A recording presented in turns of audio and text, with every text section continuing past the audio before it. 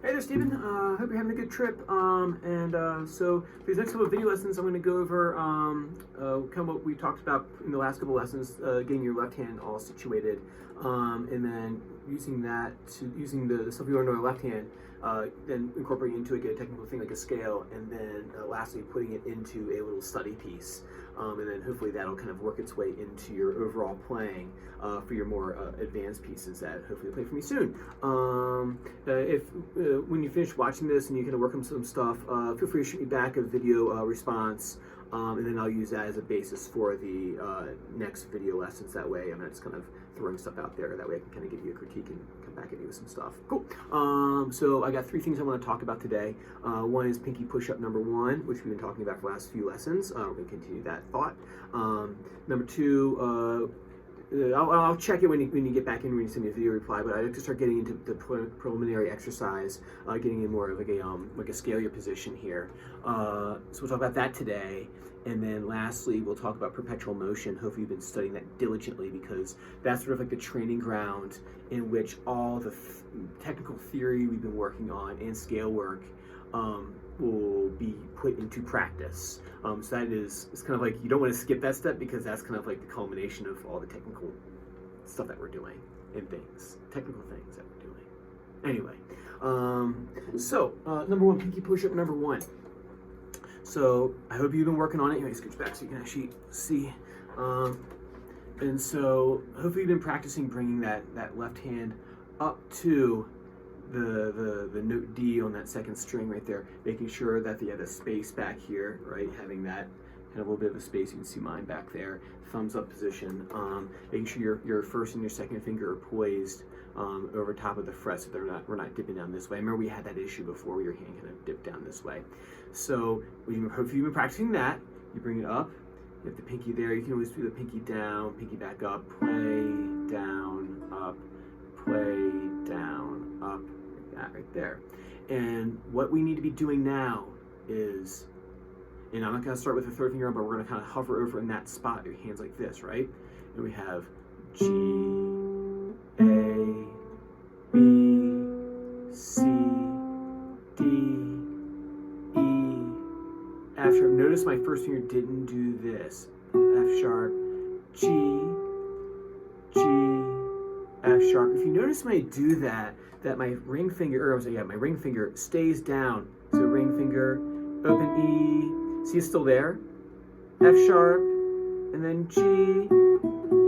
That's important, because later on when we start working on finger independence over here like this, it's kind of where it starts. Is you want to be able to keep that finger down while other things are doing their job, and without this dipping down at all. So I'm a big stickler on that one. When you get to that D, and then E, F sharp, that doesn't dip down, keep that up over top, and then the G. And at this point, I have ring second. The only finger that's actually off the fretboard is my first finger. It's probably easier to say it that way. Is that first finger right there. So we have G. So I'm starting thumbs up here position, and I got that space back here. My fingers are hovering over top of the strings, and my thumb back here is planted on 5. I'm going to do a rest stroke all the way through. A, B, C, D, E, F sharp, G, then work your way back down, G, F sharp, E, D. See, it didn't dip down. Dee, dum, bum, bum. Right. So that's important to practice, being very mindful of what your fingers are really doing here. That's why we're picking something simple. G major, this G major scale is not the hardest scale that we know. But it's a spot that we can really kind of turn off our brain in terms of, like, we're not doing an A harmonic minor scale or a mode we're not doing Lydian dominant, anything like that.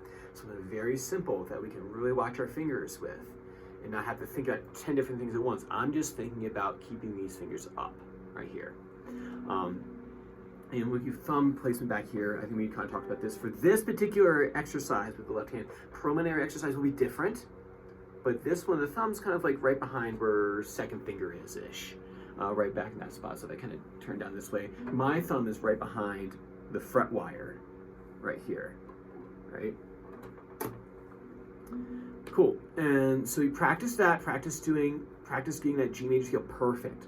So watch out for that. I think sometimes we have a habit of kind of leaning to the side and playing. Make sure you're on the tips of your fingers. Now the first finger will be kind of coming on the side anyway, but especially your third finger should be coming around right on the tip.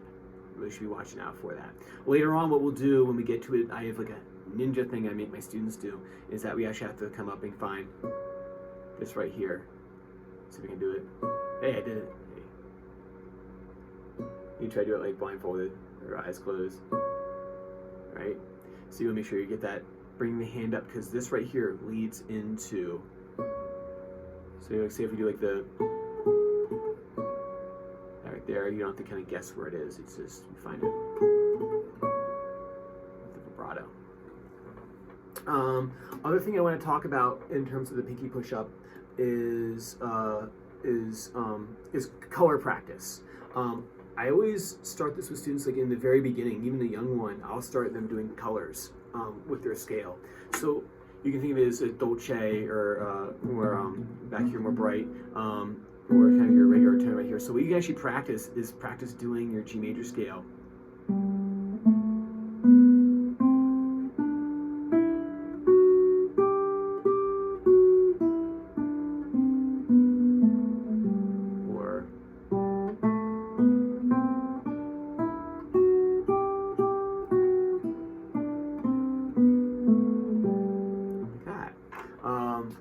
So making sure that you can practice different color, different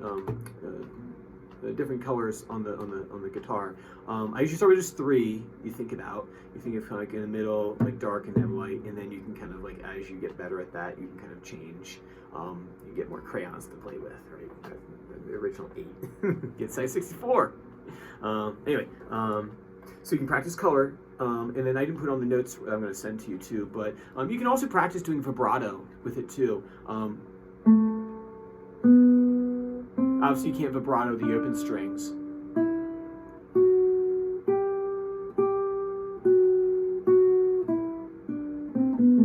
Right. Go, work on that. So what I might have to do is that, since we're running short on time, what I'll do is I might take a break halfway through and then finish up the video later in the afternoon. So the next thing is number 2, preliminary exercise. This one right here, this is different from, so we're in the G major scale. The next positioning that we're going to do in regards to the left hand is we're going to take our ring finger, right? Take that, we're going to play that on the F sharp of the D string. Yes, that's an F sharp, I believe. And this is the one where you come with a thumb, more like that. See, that's behind my ring finger. This one, you don't want to do that, right? That would feel weird. This one, if I do that, see, it's weird to me. So it's a different orientation because now we're orienting the hand this way. So you bring that third finger up to that F sharp there. Thumb is behind the ring finger. What I want you to do is I want you to lightly touch fingers 1 and 2 on frets 2 and 3. So finger 1 and 2 on fret 2 and 3, which is E and then the F, natural, or E sharp depending on what kind of mood you're in. So you have your first and your second finger resting there, but you don't want to push down. You want to let them rest there. And then what you'll do is you'll take your pinky and then you'll hit the F sharp, and then you'll lower the pinky down to the G.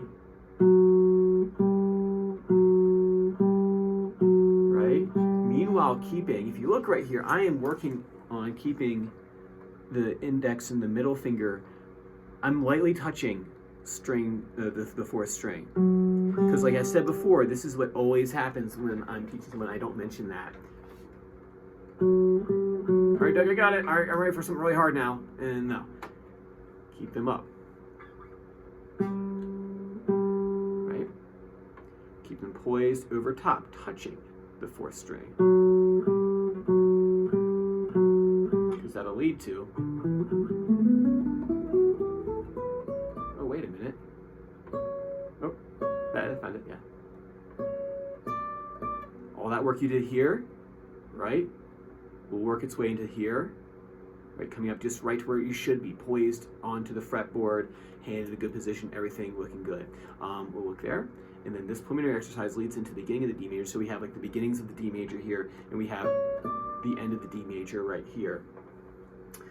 And so we'll work on that scale, and then the corresponding pieces that will go with that as well to train that particular scale. Anyway, so we'll start with G, then we go to D, and then give you a preview. We go into A at that point. You see the A for a little bit. Cool. Work on that for me. And then, let's see here, I think I'll have time to kind of go over perpetual motion. If not, I'll kind of take a break and then I'll come back and do a second part 2. So perpetual motion. This is your graduation piece from the purgatory that is the G major scale. So if you complete this and everything looks in perpetual motion, we move on to the next set. And so what we want in perpetual motion is that we want to religiously adhere to the right hand pattern, which is, it starts on M. I should have brought the music with me today, but that's what it is. So map out the right hand. What I would do is I work in phrase groups. And if you map out the phrase group and you say, if you do like, say this,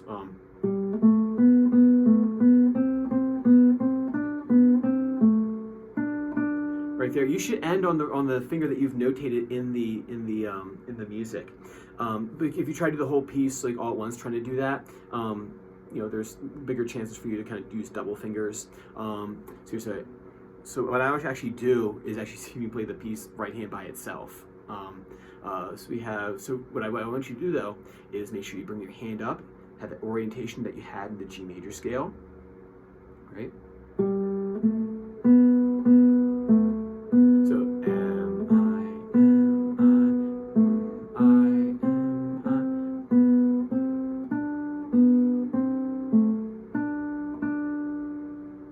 So you want to practice making sure that hand doesn't start doing this. I recommend doing this. What I used to do in school was have a mirror there. I actually literally watch my hands. And then now, with the advent of technology and cell phones and things like that, and all kinds of stuff we live in the future now, is that I would actually do what I'm doing right now, is I leave my phone sitting out, and I actually like watch my hands. So it's not, I mean, there's the element of like ego and like, oh, my hands look cool. There is an element of that, but more than that is that I'm actually really observing my left hand, right hand. In this case, my left hand. So actually leave your phone sitting out with the camera on and see if you can play just a simple fragment from the study piece. Just maybe like that, and see, can you keep, see, everything's poised right over top, keeping that orientation of the G major pinky push-up exercises.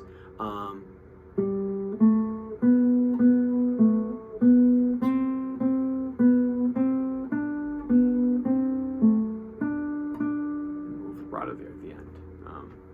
So you have